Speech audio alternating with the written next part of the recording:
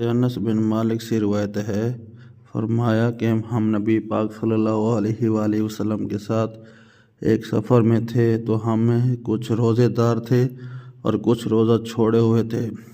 راوی نے کہا، ہم ایک جگہ سخت گرمی کے موسم میں اترے اور ہم سب سے زیادہ سایہ حاصل کرنے والا وہ آدمی تھا کہ جس کے پاس چادر تھی۔ ہم میں سے کچھ اپنے ہاتھوں سے دھوپ سے بچ رہے تھے۔ راوی نے کہا کہ روزہ رکھنے والے تو گر گئے اور روزہ چھوڑنے والے قائم رہے۔ انہوں نے خیمے لگائے اور اونٹوں کو پانی پلایا، اور رسول اللہ صلی اللہ علیہ وآلہ وسلم نے فرمایا کہ آج کے دن روزہ چھوڑنے والے اجر حاصل کر گئے۔ ایک اور روایت میں ہے کہ حضرت انس سے کہ رسول اللہ صلی اللہ علیہ وآلہ وسلم ایک سفر میں تھے، کچھ نے روزہ رکھا اور کچھ نے روزہ چھوڑ دیا۔ روزہ نہ رکھنے والے تو خدمت والے کام پر لگ گئے اور روزہ رکھنے والے کام کرنے کے بارے میں کمزور پڑ گئے۔